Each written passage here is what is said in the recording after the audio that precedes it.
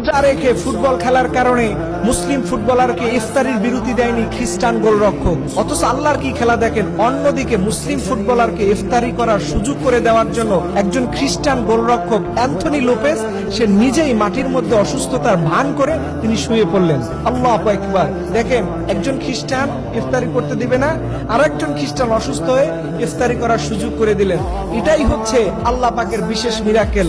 আল্লাহ বলছেন মাকারু ওয়া মাকারাল্লাহ, তারাও ষড়যন্ত্র করে, আল্লাহরও প্ল্যান আছে, আল্লাহর প্ল্যান সবসময় বিজয় হয়। আল্লাহ বলে তুই রোজা রাখবি, তোকে ইফতারি করার আমি ব্যবস্থা করে দিব। সুবহানাল্লাহ। দেখেন, এই ফুটবলার থেকে আমাদের মেসেজ এটাই নিতে হবে, তারা রোজা রেখে তারা 90 মিনিটের অধিক সময় ফুটবল খেলা, যেটা সার্বক্ষণিক দৌড়ের উপর থাকতে হয়, এই খেলা তারা খেলতেছেন, পাশাপাশি তারা রোজা রাখতেছেন।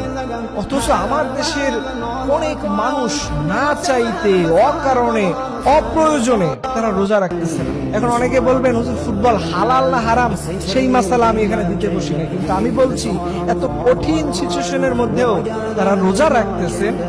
বাট আমরা খুব সহজে থাকি, আরামে থাকি। এখন তো শীতকাল বাংলাদেশে, এরপরও অনেক রোজা রাখি না। আজকে যখন দেখতেছে যে দুইজন ফুটবলার হঠাৎ করে রোজা খুলতেছেন, ইফতারি করতেছেন, এই দৃশ্য দেখে অন্য মুসলিমদের মধ্যেও ধারণা জাগে যে ফুটবল খেলা খুব কঠিন, বাট তারপরেও তারা রোজা রাখতেছে। তারা ভাববে যে স্রষ্টা আসলে কেমন, যারা খেলার এত কষ্টের সময়ও তারা আল্লাহকে ভুলে যায় না। এটা নিশ্চয়ই অন্য ধর্মের মানুষের কাছে মেসেজ হবে।